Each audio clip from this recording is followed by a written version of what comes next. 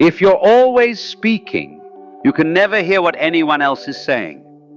Your world becomes nothing but the echo of your own voice. And the same is true with thinking. Most people keep up a constant inner chatter, images, judgments, commentary, endless talk inside the mind.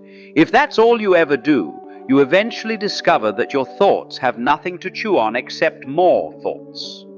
A snake eating its own tail. Just as you must stop talking to truly listen, you must stop thinking to truly see what life is. The moment thought pauses, even for a breath, you come into direct contact with what Suzuki called the unspoken world. The world before words. The world you can't fit into a concept. Some call it the physical world, the material world, the non-verbal realm, but even these labels are just more conceptual boxes. Reality itself is not a concept. It cannot be spoken, only lived. And when you awaken to this deeper seeing, you realize that all the differences you've been taught, self versus other, life versus death, pleasure versus pain, are distinctions made by thought, not truths of existence. They dissolve when you experience the world directly. An old Zen master, Yakuzan, was once asked, "What is Zen?" He replied, "When hungry, eat. When tired, sleep." They protested, "But that's what ordinary people do." He smiled and said, "No, they don't. When they eat, they worry and plan. When they sleep, they dream of 1,000 things. They are never simply here." We've been running in circles for so long, always doing, achieving, fixing, building. And yes, activity has its place. It has shaped civilizations. But Aristotle said something profound. The purpose of action is contemplation. Movement is meant to lead you back to stillness. The trouble begins when people are busy because they believe they're traveling towards some final destination, some moment of arrival where life will finally come together, where they will achieve, obtain, succeed, attain. Action has meaning only when you realize you're not going anywhere, when you move the way you dance or sing or play music, not to reach an end, but because the movement itself is joy, pure action. Action without a destination, life for the sake of living. But if you move only with the hope of eventually reaching that mythical place where everything will be perfect, if you believe that life is a journey towards some distant finish line, you trap yourself in what the Buddhists call samsara, the endless loop, the spiritual treadmill, the cosmic rat race of trying to arrive. But the great irony is this. You are trying to reach a place you already stand in. True creative action is only possible when it rises out of stillness, a mind that can, even briefly, stop its habitual movement. This is why the simple practice of sitting still feels so challenging at first. When you sit in the traditional posture, your legs complain, your body fidgets, and your mind rebels. Most Westerners say this is boring, but boredom is not a property of the world. It is the noise of a mind that cannot stop thinking. If the chatter quieted, even for a moment, you would discover something astonishing. The world, stripped of labels and commentary, becomes intensely alive.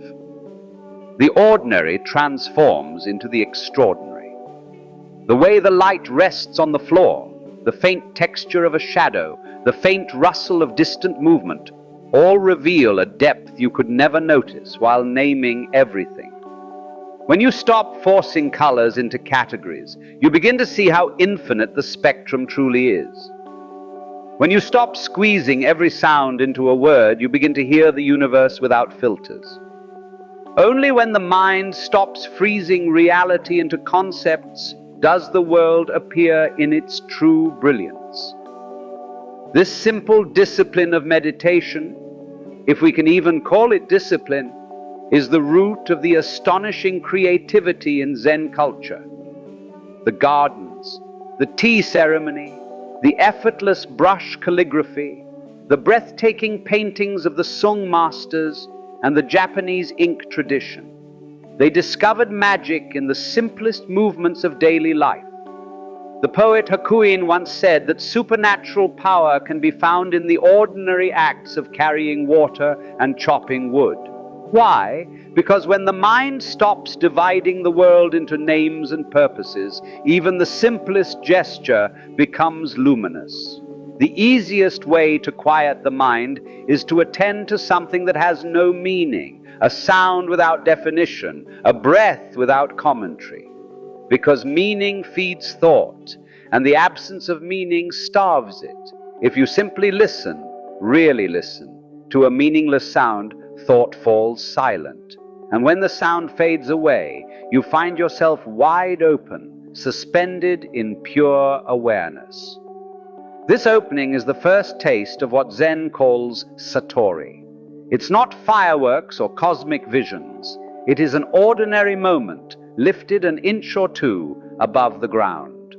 When Suzuki was asked what Satori feels like, he answered, "Just like everyday life, only about 2 inches off." In Buddhism, there is no absolute divide between this world and the transcendent. The Bodhisattva, the awakened one who returns to everyday life, does not come back out of duty or obligation to save anyone. He returns because he sees there is no difference between the sacred and the ordinary. He looks at all beings and recognizes them as expressions of the same essence. The awakened one looks at every being and sees Buddhas everywhere. To borrow Chesterton's beautiful phrase, a great thing in the street seems any human nod. We walk in the strange democracy of a million masks of God. In other words, the so-called ordinary world, seen through an unclouded mind, is not different from the world of mystical rapture. The divine is not somewhere else. It is hidden in plain sight. This blazing force, brighter than 1,000 suns, is woven into every leaf, every stone, every face that passes you by. Now imagine for a moment that you see this radiance directly, an intensity of light so vivid that it surpasses all language. It expands outward, a star blooming in slow motion. Around its center forms a halo, red, then orange, then yellow, green, blue, indigo, violet. A cosmic mandala unfolding before your eyes. And beyond the violet is black, not the dull black of absence, but the glossy, translucent black of obsidian, a darkness that shines. Out of that darkness bursts yet another eruption of light, as yin gives birth once again to yang. With this light comes sound, a sound so immense, so pure, that it erases the ear that tries to hear it. A tone so high it becomes silence. Then, slowly, it descends through the musical scale, color dissolving into vibration, light descending into a deep thunder, a bass so resonant it becomes texture, solid enough to touch. You've been watching all this radiating outward, but then the display shifts, the rays begin to dance, the sound begins to ripple, and the textures twist and turn. It is as if the universe says, "You've only seen me in 2 dimensions, let's add a 3rd. And the whole vision begins to expand toward you. The light curls, loops, spins into spirals, details intensify. What once looked like a single pattern reveals entire worlds inside it, tiny figures, hidden geometries, miniature universes blooming inside every edge. The sound splits into intricate harmonies, melodies weaving in every direction at once. Colors blossom into colors within colors. The entire thing becomes so vast, so overwhelming, that you're sure the mind cannot contain it. And just when you think you'll be swept away entirely, it dissolves. The whole cosmic spectacle collapses back into this moment, into us, sitting here together right now. Because the extraordinary was never elsewhere. It has always been hiding inside the ordinary, waiting for you to notice. And so the grand vision fades, not as a loss, but as a restoration. Because what remains, once all the lights and colors dissolve, is the simplest truth of all. This moment is enough. The mind, after witnessing such immensity, suddenly becomes humble. It realizes that reality does not need to be decorated, enhanced, or explained. What you were seeing in that cosmic display was never outside you. It was a magnified reflection of what you overlook every day. The Zen masters say that enlightenment is ordinary mind just as it is. But to see the ordinary clearly requires passing through a profound doorway, the experience of losing your habitual filters. Once the filters fall away, even briefly, you discover an intimacy with the world that feels like coming home after a very long exile. You know the place for the first time. When people speak of awareness, they imagine a watcher behind the eyes, some inner observer sitting in a theater seat watching life unfold. But look closely. Can you find such a watcher? Or is there simply seeing? When a bird calls outside your window, where is the boundary between the sound and the listener? When wind touches your skin, who exactly is being touched? In deep awareness, the separation collapses. There is seeing, but no separate seer. There is hearing, but no isolated hearer. This is what the mystics mean when they say, the universe awakens to itself through you, not as a poetic metaphor, but as a literal description of the experience. Of course, thoughts return. The mind resumes its chatter. The commentator comes back. But something has shifted. You no longer believe every thought. You no longer assume that the voice in the head is you.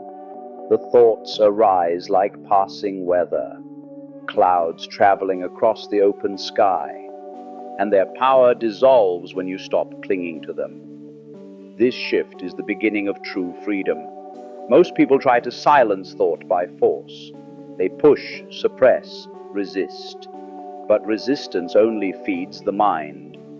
Thought quiets naturally when you stop assigning it so much meaning, when you stop feeding it commentary, identity, drama. The mind becomes like a still pond, not because someone forced the waters to obey, but because nothing is stirring them anymore. And in that stillness, clarity blooms. You begin to notice things that were invisible before. The tiny pauses between sounds, the texture of the breath, the faint flicker of light on the surface of a cup. These small perceptions aren't trivial. They are the gateways to presence. The Japanese call this yugen, a mysterious depth hidden in the simple and the everyday, a leaf trembling in the wind, the shadow of a cloud gliding across a hill, a child's laughter in the distance. In stillness, the world becomes not just beautiful, but intimate, almost impossibly close. You feel woven into it. This is the first part of awakening, the discovery that you are not separate from the world at all. When people ask, "Who am I really?" they imagine that behind the mask of personality sits a singular, stable identity, a fixed I that owns thoughts, emotions, memories. But try to find this I. Look directly. What you discover is that the self is a bundle of stories, narratives stitched together from childhood conditioning, cultural expectations, memories, fears, dreams, a psychological scrapbook. And when you stop identifying with the scrapbook, something extraordinary happens. Life begins to live itself, not as a passive state, but as a fluid dance in which the boundaries between you and the world become porous. The Taoists describe this as Wu Wei, effortless action, not laziness and not inaction, but movement aligned with the currents of reality instead of against them. Ever notice how exhausting it is to constantly try to be someone, to perform, present, polish, defend, to chase a future in which you will finally be whole? This tension is the central suffering of modern life. It is the belief that you are incomplete, that salvation lies somewhere in the future, But enlightenment is not becoming something. It is the dropping of the endless effort to become. When you stop trying to become, you start to simply be. And in being, you discover something astonishing. You are already what you were seeking. Here is the paradox. When you stop forcing life, life begins to flow. When you stop trying to impress others, you become naturally charismatic. When you stop obsessing over productivity, your creativity blooms. When you stop trying to control every detail, things often unfold more smoothly than before. You begin to act from a deeper place, not from fear, not from ambition, not from insecurity, but from a quiet confidence arising from the center of your being. This is what musicians call playing in the pocket, what athletes call being in the zone, what Zen calls suchness, a state where action and awareness merge into one. When the mind is quiet, the world reveals itself as a mandala, a single pattern repeating itself at every scale. The swirl of galaxies mirrors the spiral of a seashell. The branching of trees mirrors the branching of lungs. The rhythm of your heartbeat echoes the rhythm of the tide. You start to sense that everything is connected, not as a mystical concept, but as a direct perception. This is why awakened people seem calm. They're not calm because life gives them special treatment. They're calm because they see that they are woven into a much larger intelligence, an intelligence that has been breathing for billions of years. Awakening doesn't make you supernatural. It makes you fully human. You still feel emotions. You still make mistakes. You still cry, laugh, get confused, but none of it controls you because something deeper has settled. A trust, a clarity, a spaciousness. You begin to live life as a dance rather than a struggle, as a conversation rather than a war. You respond instead of react. You create instead of grasp. You flow instead of fight. And slowly, without dramatic fanfare, an inner revolution unfolds. Life stops being something that happens to you and becomes something that blooms through you.